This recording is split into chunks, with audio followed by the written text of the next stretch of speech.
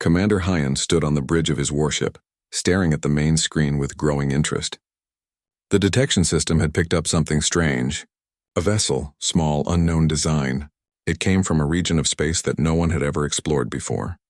For 50,000 years, the Velkarian Dominion had ruled the galaxy. They were the apex predators, 7 feet tall with scales like armor, claws that could tear through metal, teeth designed for killing. Every species they had ever met either surrendered immediately or died trying to fight back. There was no third option. Hyan had never lost a battle. Not once in his 30 years of service. He wore his victories like badges of honor. Other commanders feared him. Enemy species whispered his name before they surrendered. He expected this encounter to be no different. The unknown vessel moved slowly through space. It wasn't running. It wasn't hiding. It just traveled forward as if it owned the stars. Hyan found this amusing. Every species acted tough until they saw a Velkarian battle fleet. His fleet consisted of 12 warships. Each one could destroy a planet if ordered. The unknown vessel was tiny compared to even his smallest scout ship. It looked fragile, primitive, almost sad.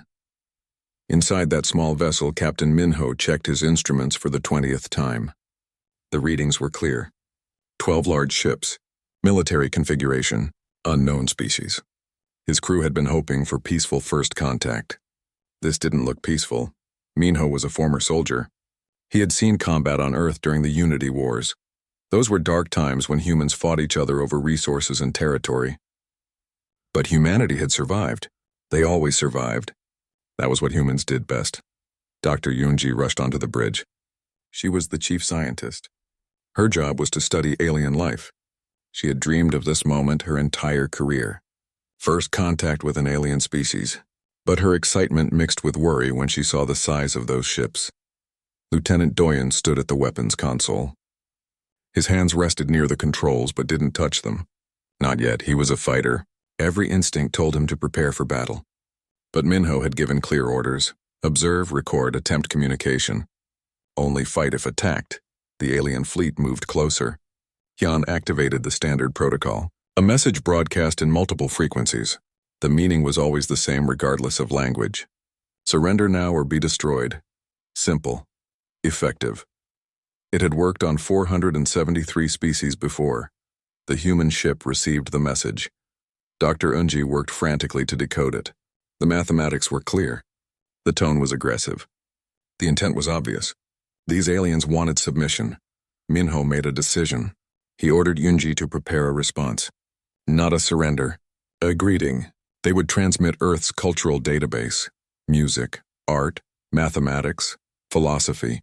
Everything that made humanity beautiful and complex. Surely intelligent beings would recognize other intelligent beings. The transmission went out. Beethoven's symphonies. Pictures of the Sistine Chapel. Mathematical proofs. Poetry from 1,000 cultures. The entire history of human achievement compressed into a single data burst. Hyan watched his officers analyze the incoming data. They looked confused. One of them, a young intelligence officer named Velcros, spoke carefully. The unknown species had sent cultural information instead of military data. They showed art, stories, songs. Hyan laughed. It was a deep rumbling sound that made his bridge crew uncomfortable. This was a trick. Obviously. The unknown species was trying to appear weak and harmless. Then they would strike when the Velkarians lowered their guard. He had seen similar tactics before. They never worked. He ordered a warning shot. One of his ships fired a plasma bolt. Not at the unknown vessel. Just near it. Close enough to disable one of their shield generators. Close enough to show what would happen if they didn't surrender. Alarm screamed through the Dauntless.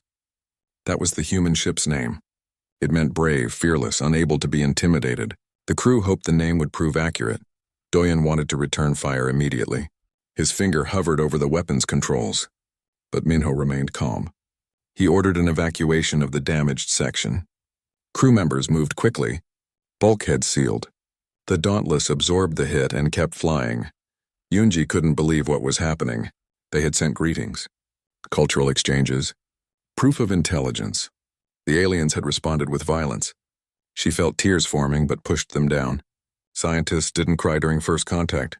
Even if first contact was going terribly wrong. Hyan expected the unknown ship to retreat or surrender. Instead, it just floated there. Damaged but not defeated. Still broadcasting friendly signals. Still attempting communication. This confused him more than he wanted to admit. Ambassador Jiwan watched from her quarters aboard Hyon's flagship. She was not Valkyrian. She was Thalorian. Her species had been conquered 80 years ago. Now they served the Dominion. She had seen this pattern many times. A new species discovered. A demand for surrender. Then either submission or extermination. But something felt different this time. The unknown species wasn't acting like prey. Prey ran or fought back immediately. This species did neither. They just endured. They took the hit and kept trying to talk. Jiwan found this fascinating and terrifying. Minho called a meeting with his senior officers. They gathered in the conference room. Everyone looked scared except Minho. He had learned long ago that fear was natural but panic was deadly. Doyen argued for fighting back. They had weapons. Good weapons. Earth's military technology was advanced. They could hurt these aliens even if they couldn't win. At least they would die with honor. Yunji argued for retreat. They should run, jump to faster than light speed and warn Earth. Let humanity prepare for this threat. One ship didn't matter if it meant saving their entire species. Minho listened to both arguments. Then he made his decision. They would do neither. They would stay. They would continue attempting communication. And if the aliens attacked again, they would defend themselves. But they would not start a war. Not yet, he explained his reasoning. Humanity had spent 10,000 years fighting itself. Wars, genocides, near-extinction events. They had finally achieved peace 30 years ago. The last thing Earth needed was a war with an alien empire, but humanity also couldn't show weakness. If these aliens saw humans as easy prey, they would never stop hunting. So the Dauntless stayed. Damaged, surrounded, but not surrendering. The crew repaired what they could. They maintained their posts. They waited. Hyun grew more frustrated by the hour. The unknown species should have surrendered by now. Every species surrendered when they realized resistance was futile. But these creatures just floated there, waiting, watching. He decided to learn more about them before destroying them. He ordered his science team to analyze the cultural data they had transmitted. Perhaps there was a clue hidden in their art and music. Perhaps he could understand what made them so stubborn. His officers worked through the night. What they found disturbed them. The unknown species called themselves humans. They came from a planet called Earth. And their history was written in blood. Wars that killed millions. Weapons that could destroy cities. Ideologies that justified genocide. The humans had spent most of their existence trying to kill each other. They were good at it too, very good. But mixed in with the violence was something else, beauty. Music that made even Valkyrian hearts ache. Art that captured emotions no warrior understood.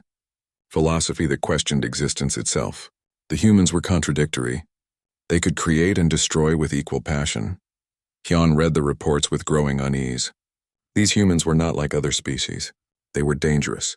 Not because they were strong. Not because they had superior technology. They were dangerous because they refused to stay dead. Every disaster in human history should have destroyed them. Ice ages, plagues, wars, asteroids. Yet they survived everything. They rebuilt. They adapted.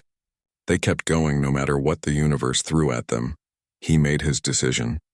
He would test them properly. A boarding action. His warriors would capture their ship. Then he would see how these humans fought when they couldn't run away. The Valkyrian boarding pods launched into the darkness. Inside them, elite warriors prepared their weapons. They expected easy prey. They had no idea what was waiting for them aboard the Dauntless. The boarding pods crashed into the Dauntless hull with precision. Valkyrian warriors were experts at this.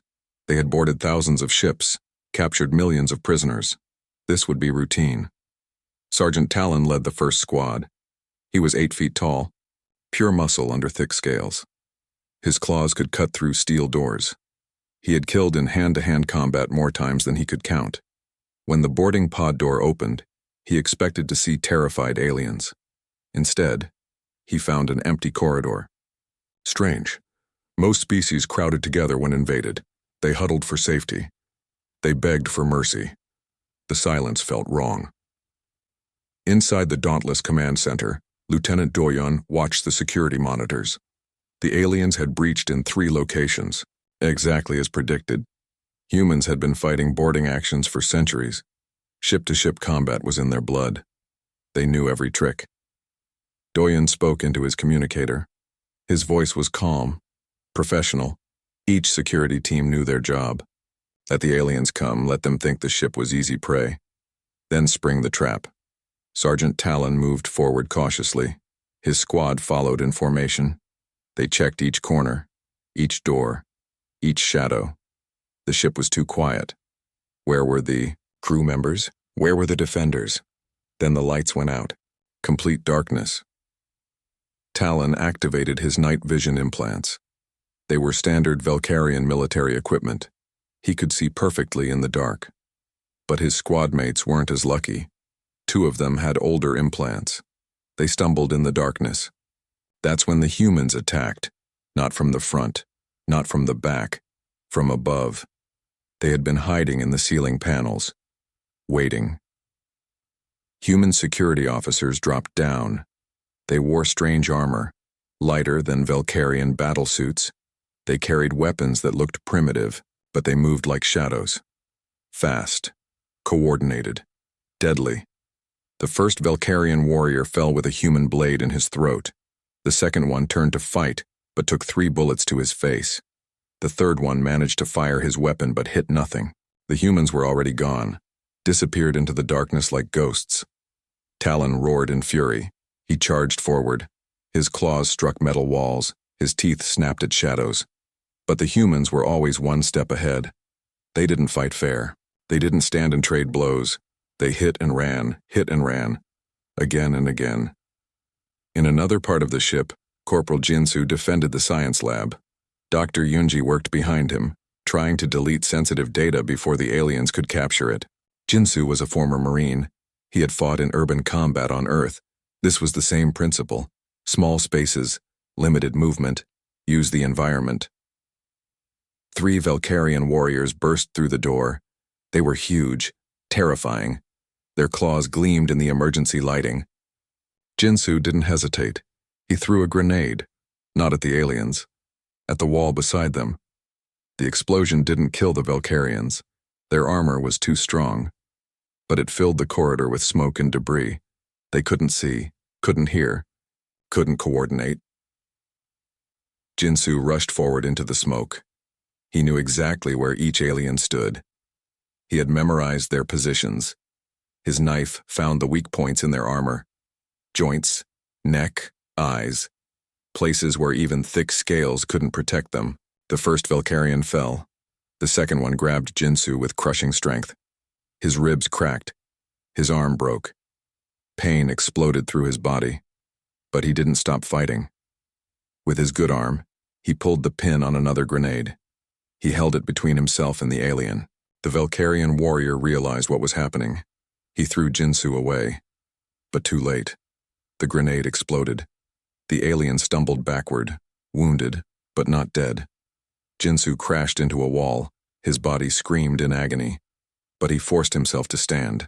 He raised his weapon with one hand, fired until the magazine was empty. The Velkarian finally fell. Jinsu collapsed beside it. Dr. Yunji rushed over. She was crying, begging him to stay down. But Jinsu pushed himself up again. There was still one more alien in the corridor. Still one more threat to the lab. Commander Hyon watched the battle reports with growing disbelief. His warriors were taking casualties. Impossible. These humans were smaller, weaker. They had no natural weapons, no armor plating, no enhanced strength. Yet they were winning. His tactical officer explained what was happening. The humans weren't fighting like soldiers. They were fighting like predators. They used ambushes, traps, psychological warfare. They made the Velkarians afraid of the darkness. Worse, the humans protected each other. When one fell, others covered them. When one was wounded, teammates carried them to safety. Velkarian warriors fought as individuals, each one seeking personal glory. But humans fought as a pack. They were stronger together than apart. Ambassador Jiwon watched Hyun's reaction carefully. She had seen that expression before. Confusion, anger, fear. The Valkyrians prided themselves on being apex predators, but now they were learning that predators came in many forms. Captain Minho coordinated the defense from the bridge. He saw every battle, every casualty. Each loss hurt, but he couldn't think about that now. He had to keep his crew alive, had to protect his ship. Doyen reported that the aliens were retreating. They were pulling back to their boarding pods.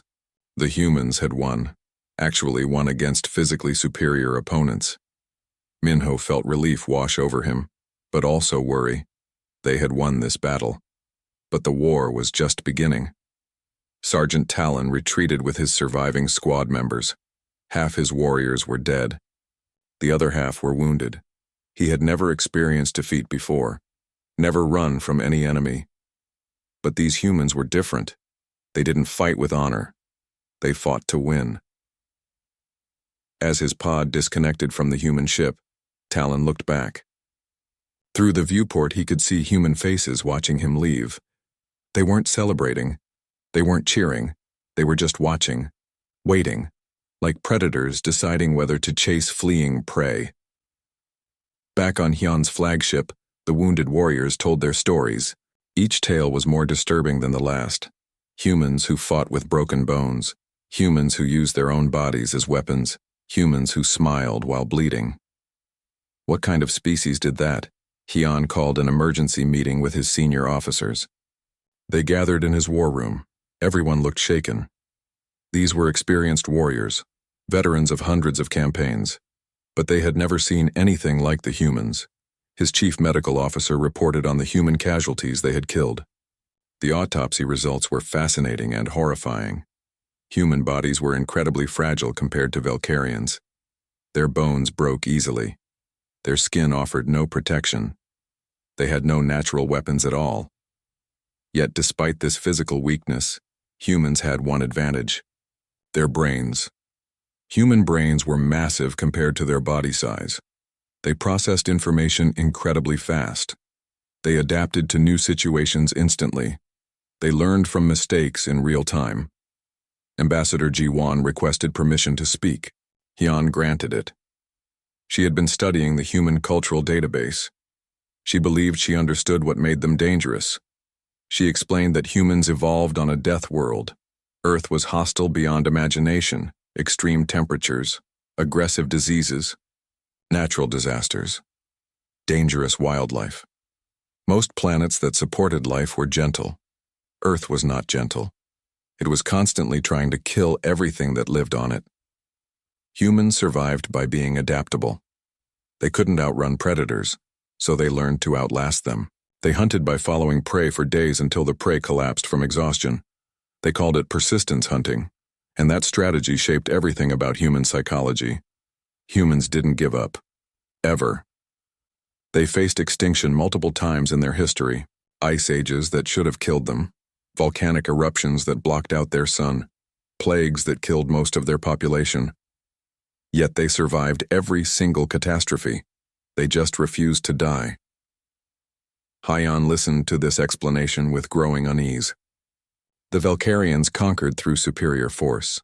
They were stronger, faster, more aggressive than any other species. But what if strength wasn't enough? What if there was an opponent that simply refused to surrender no matter how badly they were beaten? He made his decision.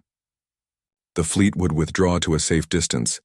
They would observe the human ship, study them, learn their weaknesses. Then they would strike again, this time with overwhelming force. This time, they would show no mercy.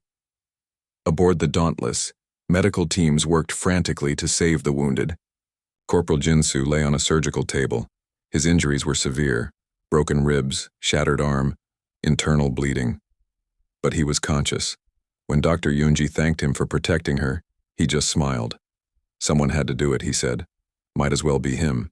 Captain Minho addressed his crew over the ship's communication system. He praised their bravery, honored their fallen, but he also warned them. This wasn't over. The aliens had retreated, but they hadn't given up. They would come again. And next time would be worse. The crew understood. They had won a battle, but not the war. They repaired their ship as best they could. They tended their wounded. They mourned their dead. And they prepared for whatever came next. In the darkness of space, two species watched each other. The Valkyrians saw dangerous prey that refused to behave properly. The humans saw powerful predators that didn't understand what they had awakened. Both sides knew that everything had changed. The galaxy would never be the same again. 3 days passed. The Valkyrian fleet maintained position around the human ship. Not too close, not too far. Just watching, waiting. Commander Hyon expected the humans to panic, to beg for mercy, to try escaping. Instead, the humans did something that disturbed his entire crew. They continued their normal routines. They repaired their ship. They conducted scientific experiments. They even broadcast daily reports about the local star system as if nothing was wrong. Dr. Yunji made these broadcasts personally. She described stellar phenomena, discussed gravitational anomalies, shared theories about planetary formation. She spoke calmly, professionally, as if she wasn't surrounded by warships that could destroy her at any moment. The Valkyrian officers found this behavior insane. What species conducted science while under threat of extinction? It made no sense. It violated every natural survival instinct they understood. Lieutenant Doyen suggested a different approach to Captain Minho. Psychological warfare. If the aliens wanted to watch, give them something to watch. Something that would make them uncomfortable. That night, the Dauntless began broadcasting music. Not messages, not threats. Just music. War drums from ancient Earth cultures. Deep, rhythmic, primal. The kind of sound that made something ancient in the brain wake up and pay attention. The Valkyrian crew tried to ignore it, but the drums were relentless. Hour after hour, all night long, they invaded dreams, made concentration impossible. Some warriors reported feeling anxious. Others became aggressive. The drums were doing something to their psychology. The next day, the humans switched to funeral music. Slow, mournful, beautiful and terrible. Songs about death, about loss, about remembering the fallen. The Valkyrians didn't understand why this was worse than the drums, but somehow it was. Then on the third day, the humans played children's lullabies. Soft, gentle, peaceful songs meant to comfort the young. This confused the Valkyrians more than anything else. What predator played peaceful music while surrounded by enemies? Ambassador G1 understood. She explained it to Hyon. The humans were showing their complexity. They could be warriors. They could be mourners. They could be parents, all at the same time. They were telling the Valkyrians something important. We are not simple. We are not predictable. We contain multitudes. Hyon ordered the music blocked. His communication officers tried, but the humans broadcast on multiple frequencies simultaneously. Blocking one just meant hearing it on another. The music was everywhere, inescapable. Then disaster struck the Valkyrian fleet. Not from human weapons, from simple bad luck. One of the scout ships experienced a cascade failure in its power systems. Multiple backups failed simultaneously. The ship had to separate from the fleet for emergency repairs. The moment the scout ship separated, the Dauntless changed position. Not to attack, just to observe. The human ship tracked the damaged Valkyrian vessel with its sensors, never firing, never approaching. Just watching. The scout ship's crew panicked. They sent desperate messages to Hyon. They were alone, damaged, being stalked by creatures that had killed Valkyrian warriors in close combat. They begged for immediate rescue. The terror in their voices was clear. Captain Minho made a decision that shocked everyone. He ordered a repair drone launched. Not a weapon. A drone carrying spare parts and engineering schematics. The drone approached the damaged Valkyrian ship slowly, broadcasting peaceful intentions. The Valkyrian crew almost fired on it, but their weapons were offline. They could only watch as the human drone attached itself to their hull. Then they received a data transmission, engineering specifications, repair procedures, instructions on how to fix their broken systems. The schematics were detailed, accurate. They showed complete understanding of Valkyrian technology. The humans had analyzed their systems, reverse-engineered them, understood them completely. In just 3 days, this terrified Hyon more than any weapon could have. The humans weren't just physically dangerous, they were intellectually dangerous. They learned impossibly fast. They adapted with frightening speed. Give them a problem and they would solve it. His science officer provided more disturbing news. Analysis of human history showed this was normal for them. Every time humans encountered new technology, they mastered it within a generation. They had gone from primitive aircraft to spacecraft in less than a century. They learned faster than any known species. Hyun called another council meeting. His officers were exhausted. The music, the tension, the uncertainty, everything was wearing them down. Several requested permission to attack, to end this standoff, to prove Valkyrian superiority, but Ambassador Ji-won spoke up. She reminded Hyun of an old saying from her world. Before the Valkyrians conquered it, her people had a warning. The most dangerous predator is not the one with the sharpest claws. It is the one that never stops hunting. She explained what she had learned about human evolution. On Earth, early humans were weak, slow, easy prey for larger predators. But they had one advantage: endurance. They could run longer than any other animal. Not faster, just longer. Humans hunted by following their prey for days, sometimes weeks. They tracked animals across vast distances. The prey would run, rest, run again. But the humans never stopped following. Eventually, the prey would collapse from exhaustion. Then the humans would simply walk up and kill it. This hunting strategy shaped everything about humanity. Their bodies evolved for endurance running. Their minds evolved for patience. Their culture evolved around never giving up, ever, under any circumstances. Ji-won looked directly at Hyun when she delivered her conclusion. You think you are the hunters and they are the prey. But you are wrong. They are the hunters. They have been hunting you since you first attacked them. They are just being patient. Hyun refused to believe it. He was a Valkyrian commander. His species had ruled the galaxy for 50,000 years.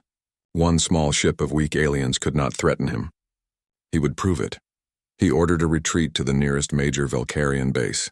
There he would gather reinforcements, a massive fleet, hundreds of warships. Then he would return and destroy the humans properly. The fleet began moving. Hyun expected the humans to flee in the opposite direction, to use this opportunity to escape. Any sensible prey would run from approaching reinforcements. The Dauntless followed them. Not aggressively, not immediately, but steadily, maintaining position at the edge of sensor range, day after day, never getting closer, never falling behind, just following. Always following. Captain Minho explained his strategy to his crew. The aliens expected either fight or flight, attack or retreat, but humans knew a third option: pursue, track, wait, let the prey exhaust itself, then strike when they were weakest. Doyen loved this approach. It was pure psychological warfare. The Valkyrians knew the Dauntless was back there, always watching, always waiting. It would drive them crazy, make them paranoid, wear down their mental defenses. Dr. Yunji was less certain. They were following a fleet that was leading them deeper into enemy territory, away from human space, away from any hope of rescue. If something went wrong, they would die alone in alien space. But Minho had made his decision. Running would mark humanity as prey. Standing still would make them targets. Following was the only option that sent the right message. We are not afraid. We are not prey. We are hunters. And we have chosen you. Days became weeks. The pursuit continued. The Valkyrian crews grew increasingly uneasy. They weren't sleeping well. Fights broke out between warriors. Efficiency dropped. Simple tasks took longer. Mistakes happened more often. Hyun watched his fleet unravel. His disciplined warriors were becoming nervous wrecks, all because of one damaged ship that refused to go away. It was humiliating, infuriating, terrifying.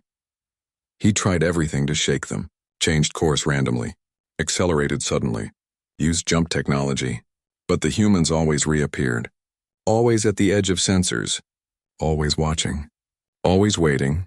Ambassador Ji-won watched it all with sad understanding. She had seen this before, not with the Valkyrians, with predators on her own world. The moment prey realizes it is being hunted, the panic, the exhaustion, the inevitable end. Finally, Hyun received communication from the Valkyrian High Command. They had been tracking the situation.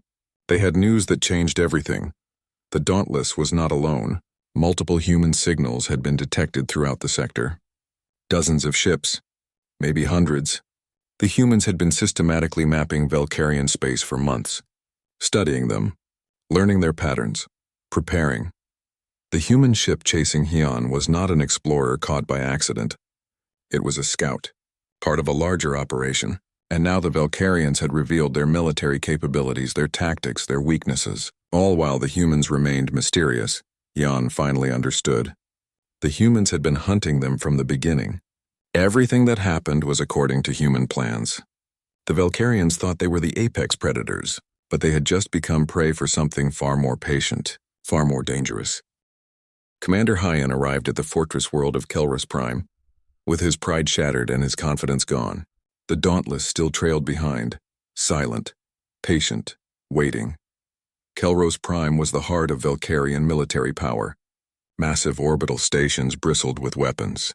200 warships patrolled the system. Ground installations could destroy fleets. This was where the Dominion showed its true strength.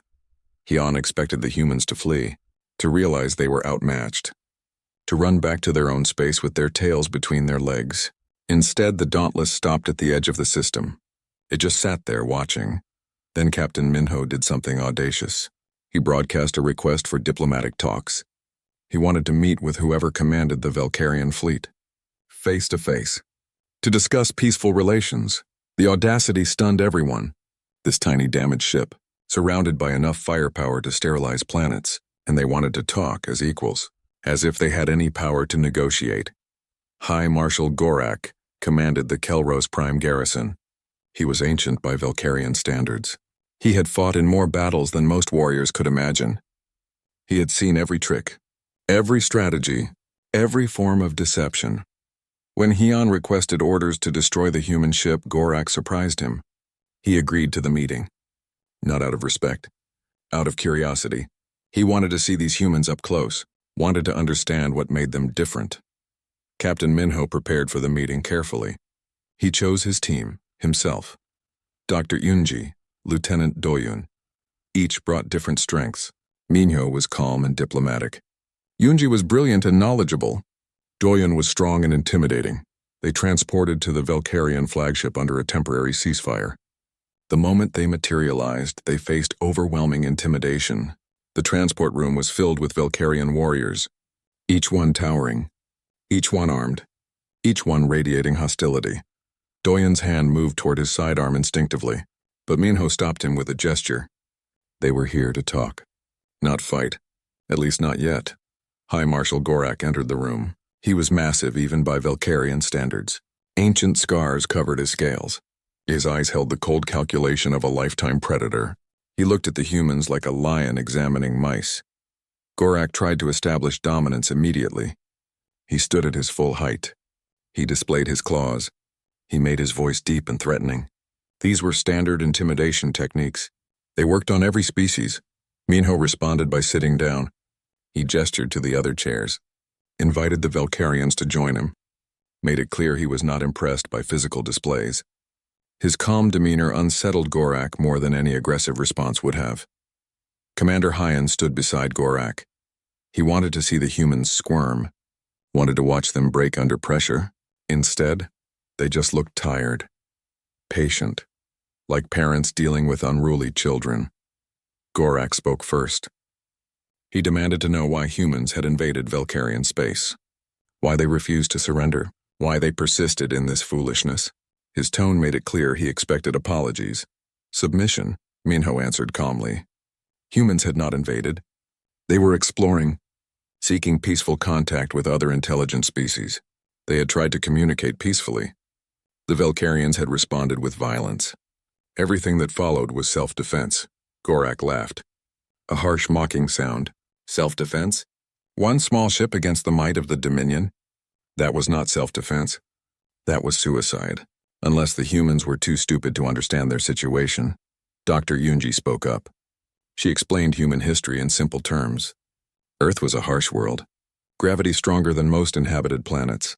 Temperature extremes. Aggressive diseases. Dangerous wildlife. Humans evolved in conditions that would kill most species. She described how humans survived.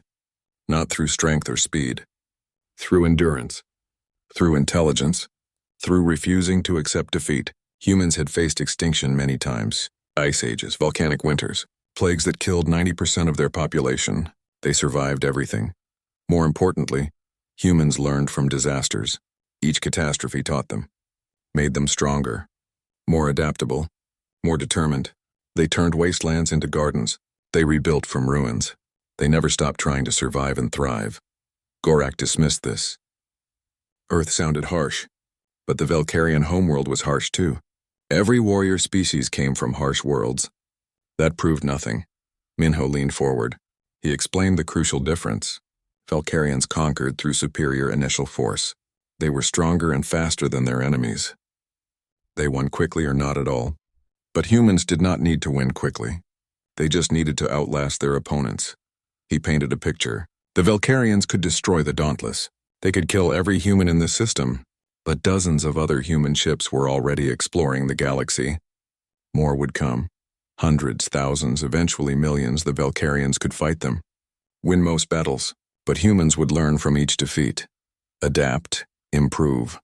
They would study Valkyrian tactics, develop countermeasures, and they would never stop coming. Ever. No matter how many died. No matter how long it took. Doyen added his perspective. He described human military history. Wars that lasted generations. Conflicts that killed millions yet continued for decades. Humans did not surrender just because they were losing. They fought until they won or until there was nothing left to fight with. Even then, they rebuilt, regrouped, came back stronger. You could occupy human territory. You could win every battle, but you could never make humans accept defeat. They would resist forever. Sabotage, guerrilla warfare, terrorism, whatever it took. Gorak felt something he had not experienced in decades. Uncertainty. These humans spoke truth. He could hear it in their voices. They were not bluffing, not exaggerating. They genuinely believed they could outlast the Dominion. Ambassador Jiwan entered the meeting room. She had been listening from outside. She asked permission to speak. Gorak granted it. He valued her insights. Jiwan explained what she had learned. The galaxy had been conquered by apex predators, species that were stronger, faster, more aggressive than others. But humanity represented something different. Not apex predators, apex survivors. They were not the strongest, not the fastest, not the most technologically advanced, but they were the most persistent, the most adaptable, the most unwilling to quit. And in the long run, survival mattered more than strength. She suggested that perhaps the galaxy did not need apex predators anymore. Perhaps it needed something else. Species that could adapt to change, that could overcome any obstacle, that could unite rather than conquer. Gorak considered this carefully. He had two choices. He could order the destruction of the human ship, start a war that might last centuries, a war that would tie down massive resources, a war against enemies that would learn from every defeat, or he could negotiate. The humans wanted peaceful coexistence, trade, cultural exchange, technology sharing. They offered knowledge freely. They wanted to be partners rather than subjects or enemies. But accepting this would mean acknowledging that Valkyrians were not the unchallenged rulers of the galaxy. It would mean admitting that another species could stand as equals. For a culture built on dominance, this was almost unthinkable. Hyun watched Gorak struggle with the decision.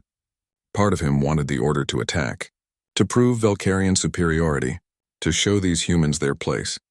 But another part feared what would happen if they started this war. Minho remained patient. He had made his arguments. Now he waited. This was familiar ground for humans, waiting for the other side to realize the inevitable. Patience was their greatest weapon. Dr. Yunji watched the Valkyrian commanders carefully. She could see the internal struggle. Pride versus pragmatism, tradition versus survival. She hoped pragmatism would win, but she was prepared for either outcome. Doyen kept his hand near his weapon. Not threatening, just ready. If this meeting went bad, they would fight. They would probably die, but they would take some Valkyrians with them, and that would send its own message. Finally, after what seemed like hours, High Marshal Gorak made his decision. He would negotiate, not out of fear, not out of weakness, out of recognition that the galaxy was changing. And species that could not adapt to change eventually went extinct. The meeting lasted 3 more days. Terms were discussed, compromises reached. Agreements made. It was difficult. Both sides had to surrender cherished beliefs. But eventually, a framework emerged. The Kelros Accords would change the galaxy. Humanity gained recognition as an independent sovereign species. In exchange, they shared technology, particularly in medicine and environmental adaptation, areas where human persistence had driven remarkable innovation. More importantly, the treaty included provisions for gradual reform. The Dominion's conquest-based hierarchy would slowly transform into something more cooperative. It would take time, decades, maybe centuries, but the process had begun, and once started, humans would make sure it never stopped. 10 years had passed since the Kelros Accords. The galaxy looked different now, not completely transformed, but changed in ways that would have seemed impossible before humanity arrived. The Valkyrian Dominion still existed, but it had evolved into the Valkyrian Commonwealth. The word change was subtle. The reality was profound. Species that were once subjects were now partners. Conquered worlds were now allied territories. The hierarchy remained, but flexibility had entered the system. Admiral Minho stood on the bridge of his new ship. Not the Dauntless anymore. That brave vessel had been retired to a museum on Earth. Now he commanded the Perseverance. Fitting name. It was larger than the Dauntless. More advanced, but it carried the same spirit. His crew was mixed now. Humans, Valkyrians, Thalorians, a dozen other species. They worked together smoothly, learning from each other. The Valkyrians taught combat tactics. Humans taught adaptation strategies. Other species contributed their own knowledge. The Perseverance was part of a joint fleet. Human and alien ships working together. Their mission was exploration and defense. They mapped unknown sectors, studied new phenomena, protected allied worlds from pirates and other threats. Minho often thought about that first encounter. How close they had come to war. How easily everything could have gone wrong. But somehow they had found a path through, not through strength, not through surrender, through persistence and patience. Lieutenant Doyen was no longer on his crew. He had been promoted. Now he ran the first integrated military academy. It was located on a neutral world. Halfway between human and Valkyrian space, young warriors from many species trained there. The academy taught combined tactics, Valkyrian strength mixed with human cunning. Thalorian stealth combined with human technology. Each species brought something valuable. Together, they created something greater than any single culture could achieve. Doyen loved his job. He was still a fighter at heart. But now he fought to build rather than destroy. He trained the next generation to be warriors and diplomats, strong enough to defend themselves, wise enough to seek peace first. One of his best students was a young Valkyrian named Kesh. She reminded him of himself when young, aggressive, confident, ready to fight at any provocation. But she was learning, understanding that true strength included knowing when not to fight. Dr. Yunji had also moved on to greater things. She led a multi-species research institute. Scientists from across the galaxy worked together, studying biology, physics, chemistry, everything. The research breakthroughs were remarkable. Human endurance research helped Valkyrians extend their lifespan. Valkyrian medical technology helped humans survive in harsh environments. Thalorian agricultural methods helped both species feed growing populations. Yunji published papers with co-authors from 5 different species. This would have been unthinkable 10 years ago. Now it was normal. Science transcended politics. Discovery united what conquest had divided. She still remembered that terrifying first contact. The fear, the uncertainty. The moment she thought humanity might face extinction. But humans had survived. Not through weapons. Not through superior technology. Through refusing to accept defeat. Commander Hyon had surprised everyone most of all. After the Kelros Accords, many expected him to retire in shame. His defeat by the humans, his failure to conquer them. By traditional Valkyrian standards, he should have been disgraced. Instead, he became one of humanity's strongest advocates. He taught at Doyen's Academy. He gave lectures on the day he learned that strength was not just physical. He wrote extensively about how the Valkyrians needed to evolve or face extinction. His perspective was unique. Only he had experienced humanity from the Valkyrian viewpoint. Only he had felt the transition from predator to prey to partner. His insights helped bridge the cultural gap between species. Hyon and Minho had become friends.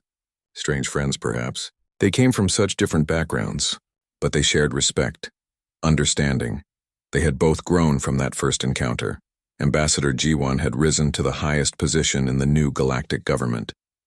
The Galactic Council replaced the old Dominion hierarchy. Representatives from hundreds of species gathered to make decisions.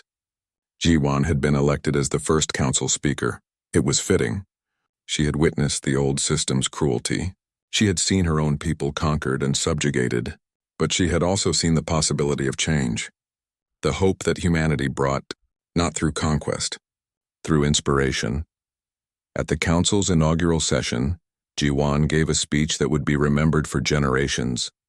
She spoke about fear, about the day the galaxy's apex predators learned what real fear meant. Not fear of claws, not fear of teeth, not fear of weapons, fear of creatures that would never stop coming, never stop adapting, never stop trying to survive and thrive, fear of opponents who viewed defeat as temporary and victory as inevitable. She explained how humanity changed everything, not by being strongest, not by being fastest, by being most persistent, by refusing to accept that might made right, by showing other species that resistance was possible. After humans stood up to the Valkyrians, others found courage. The Tellurians requested more autonomy. The Valkyrians, changed by their experience, agreed. Other subject species followed. One by one, the Empire transformed into a commonwealth. It was not easy. There were setbacks, conflicts. Some Valkyrian conservatives resisted change. Some human politicians wanted to push too hard too fast. But the momentum continued. Once started, the transformation could not be stopped. Human diplomatic ships traveled throughout the galaxy. Not warships, not conquerors, just explorers and teachers. They spread the human philosophy of resilient optimism, the idea that any problem could be solved with enough time and effort. This philosophy resonated with species that had known only submission. It gave them hope. It showed them alternatives. Slowly but surely, the galactic culture shifted, from conquest to cooperation, from domination to partnership. Admiral Minho received a message one day. It came from Earth, from the United Earth government. They wanted him home. They were building a memorial, the memorial of first contact. They wanted him to speak at the dedication ceremony. He returned to Earth, stood before the memorial. It was beautiful, simple. A statue showing the Dauntless facing 12 Valkyrian warships, not fleeing, not attacking, just standing firm. Underneath were the names of every crew member who served on that first voyage. Minho gave his speech. He talked about fear and courage, about the moment they realized they were facing an empire that had never been defeated, about the decision to stand rather than run. But mostly he talked about persistence, about the human ability to endure, to adapt, to overcome. He explained that humanity did not win through being special. They won through refusing to lose, and that was something anyone could do. The crowd listening included humans and aliens. Valkyrians stood beside Tellurians, former enemies now friends, former conquerors now partners, all united by the idea that persistence mattered more than power. After the ceremony, Minho met with his old crew. Doyen had come from his academy, Yunji from her research institute. Even Corporal Jinsu was there. His injuries had healed. He walked with a slight limp but otherwise seemed fine. They talked about old times, about the battles, the fear, the uncertainty, but also about what they had accomplished. They had not just survived first contact. They had changed the galaxy. Jinsu made a joke. He said they should have gotten hazard pay for that first voyage. Everyone laughed, the tension from those memories finally breaking. They had been so young, so scared, so determined. Commander Hyan attended the ceremony too. He had been invited as an honored guest. Some humans questioned this. He had tried to conquer them, but Minho insisted. Yan had learned, changed, grown, that deserved recognition. Yan gave his own speech. He apologized for his initial aggression, explained how humanity had taught the Valkyrians humility, how they had shown that apex predators could be wrong about their place in the universe. He ended with words that became famous across the galaxy. The humans did not conquer us. They did not defeat us. They simply refused to be conquered. And in doing so, they showed everyone else that refusal was possible. They showed us that persistence defeats power, that endurance outlasts strength, that hope survives everything. Years continued to pass. The galaxy kept changing. New species were discovered, some peaceful, some aggressive. But now there was a model for how to handle contact, how to negotiate, how to cooperate rather than conquer. Humanity spread throughout the stars, not as conquerors, not as rulers. As explorers, teachers, partners, they brought their persistence, their adaptability, their refusal to accept defeat. And they shared these traits with everyone willing to learn. The galaxy was still dangerous, still full of conflict, still imperfect, but it was better than before. More cooperative, more diverse, more willing to find solutions rather than impose domination. And at the center of this change was a simple truth. A truth that humans had always known, but the galaxy was just learning. Apex predators rule through fear, but apex survivors thrive through persistence. And in the long run, survival matters more than dominance. The story of humanity's arrival became legend, told across 1,000 worlds in 1,000 languages, each version slightly different, but all carrying the same message.